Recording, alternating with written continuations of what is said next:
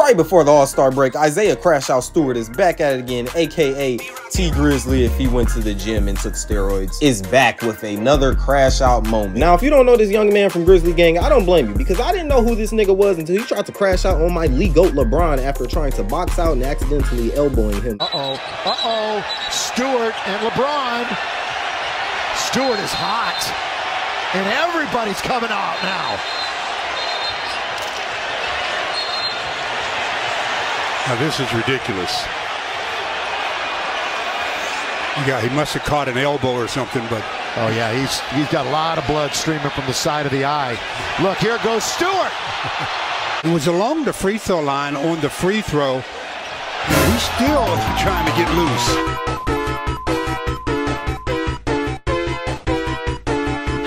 He's out of the game.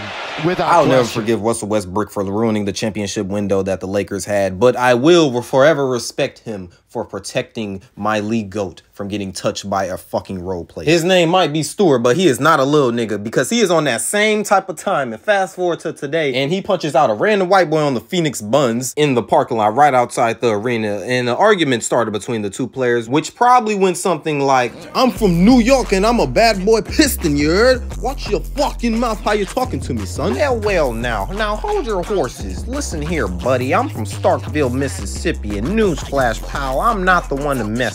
He needs some milk. Somebody need to tell my boy Stewart Crash Out Grizzly this is not the bad boy Pistons anymore, because if it was, we would be winning games. But it is now All-Star Weekend in Indiana, and I'm going to give you guys a story time of my experience at the All-Star Weekend. So I didn't end up going to this year's All-Star Weekend in Indiana because the tickets were way too expensive. I was going to go when it was originally supposed to happen in 2021, but as we all know, it got postponed due to COVID. So I did end up going to the year before that, though, in Chicago, 2020's All-Star Weekend. And let me tell you guys about my experience in Chirac. So this story starts with me and my mans grabbing our shit and hopping on the Polar Express and riding that bitch across the frozen Great Lakes of Michigan. It's a nice shortcut to take during the winter season, so we did that. It's probably illegal, but who cares? After almost sinking in the water and dying of hypothermia, we make our way across Lake Michigan and to the Chicago Pier. Once we get to the pier, we get some food, and then we go inside this museum where we see all these shoes, Kobe's, LeBron's, and Jordan's, worn by the actual players. Me being a sneakerhead, I geek out over my favorite pair of Jordan 11s for a good 20-15 minutes, and then we enter this ballroom where me and my man, we meet Chicago's very own C-list rapper, Chance the Rapper. At first, I didn't even know it was him because I only have 212 vision and I didn't have my contacts or glasses on at the time, until my friend slapped me in the back of the head and said, "Hey, dude, that's Chance the Rapper." This was back when Chance the Rapper was still popping a little bit before he gave us that shitty Christian album talking about how much he loves his wife. But the now falling off rapper was nice enough to give us a 60-second freestyle. I had to show them that I'm not a bro, I came forth in the future that's frivolous. My shoulders got broader, my music got smarter, my work make decisions to privilege. Only embracing imprisonment, all of me working is handling on fidgeting. I took a break, battle my ligaments, 2 months in Cali, and back in my residence. Listen, what God sends his messages, I made a masterpiece, I'm from America. That shit is hysterical, that shit a miracle. I see some things you would think was just terrible. Nice and set outside smoking, I just keep on buying it. Know how it feels to be stuck in environments, know how it feels like to reach your requirements. I've been so foolish since 3rd grade.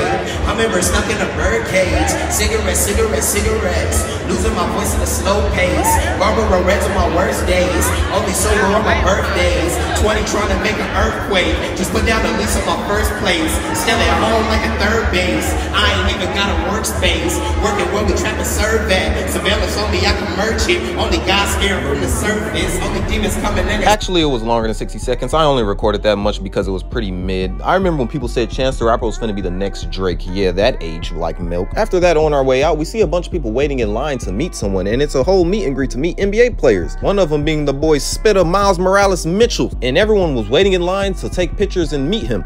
And I knew before I left that Navy Pier, I had to go meet Donovan fucking Mitchell. Also, he was one of my favorite younger NBA players at the time, still is, and I just really had to fucking meet him. But the thing is, the line was extremely long, and I knew the event was finna end in an hour, and I did not have enough time to wait in the back of the line. So what did I do? I cut in front of everybody in that bitch. I don't give a fuck about everybody who was waiting. You know damn well I cut in that line. But of course, it just had to be a Karen and her little son being like, excuse me, you cut in front of us. And you know what I did? I just acted like I was deaf and ignored them. Real shit. I dead ass ignored their ass. I did not care at all. It was 3 people literally yelling in my ear, but I just ignored their ass.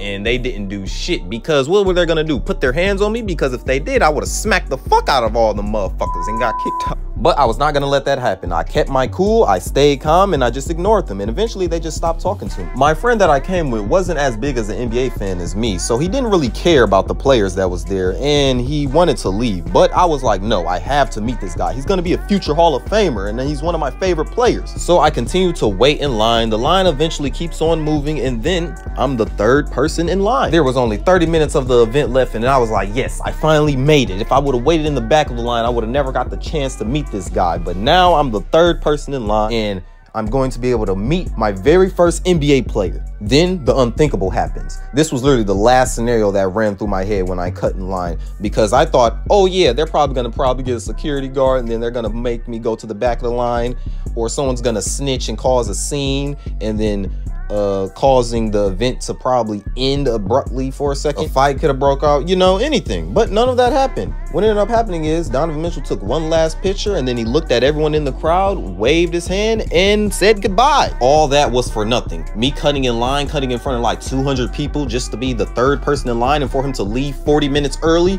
all for nothing. I even played it off so smooth that I had the Karens behind me think that I was with the black family that was ahead of me, and I even did that on purpose so they would think that I was with them. But that just wasn't enough, because Donovan Mitchell just left the Navy Pier 40 minutes early for no apparent reason. Spitter Mitchell got out that bitch like he was President Barack Obama, with the Secret Service escorting him out the Navy Pier, and I tried to stick my hand out just to give him a handshake before he left, but then the security guard knocked my hand out the way and didn't even let me get a handshake. Then me and Mitchell literally locked eyes for 0.5 seconds, and then he was gone forever. I didn't see that guy again until the NBA All-Star game the next day on TNT on the TV, because I did not buy the tickets, because those NBA All-Star game tickets were way too expensive. But I did end up going to the Rising Stars game, and it was a pretty nice game to watch. It was actually a more competitive game than an actual NBA All-Star game, and it featured stars like RJ Barrett, Trae Young, Zion Williamson, and Ja Morant. Also, Shai Gilgeous-Alexander, I don't know how to say his name, and Luka Doncic were on the world team, and those two have came so far these past like 5 years, bro. Like, they're literally on the All-Star team now, and they're both in the MVP race. I don't think there was a better Rising Stars than the 2020 Rising Stars so far, because the stars that we got that year was amazing. Like, you literally had Ja Morant getting lobs thrown to Zion Williamson, and him literally almost breaking the rim like he Shaquille O'Neal. You had literally half-court 3-point contests between Luka Doncic and Trae Young at the logo. Sure, from the logo. But now our same Rising Stars thinks they're gangsta and rep Sport K Trey like it's their own hood, addicted to tricking on porn stars, and are getting snubbed from the All-Star game as an injury replacement. But other than all that BS, I feel like the league is going to be in good hands once my league GOAT retires. Also, to Donovan Mitchell, if you ever see this, if you ever have a baby mama and you break up with her, I will be going after her, because I feel like that was a future Scottie Pippen moment, and I need to get my revenge on you for you not noticing me. I have still yet to get myself a Donovan Mitchell jersey. Hey, but what y'all think about my boy C Breezy getting kicked out of the All-Star Celebrity Game, man, for Annual A? They literally traded Chris Brown for Annual A, bro. Annual A hasn't been relevant since he made songs with 6ix9ine, bro. Like, who the hell listens to Annual A in the US, man? I ain't talking about all of them Spanish countries and shit. I ain't gonna lie, you in my car and I pass you the aux and you play some Annual A, I might just have to let you walk the rest of the destination. But yeah, Ruffles got Chris Brown fucked up, man. Rihanna doesn't even care anymore. We eating wavy lays from now on. But that was my very first All-Star Weekend experience. Thank you everyone for listening, and this was my very first story time on my channel. Stay tuned for more commentary topics and story times coming in the future. Comment down below your thoughts on the NBA, guys. I'm currently watching the Stephen Curry Sabrina 3-point contest right now, and they are going at it. Comment down below what you guys think about this. I really thought Sabrina was gonna win, and they were gonna try to script it to give the WNBA better ratings or some shit, but that's not how it went. Curry won that shit. So let me know what y'all think about that, man. And don't forget to like, comment, and subscribe, and hit that notification bell to not miss out on more great content like this. Check out the videos and playlist that's on the screen now, and I'll see you guys in the next video.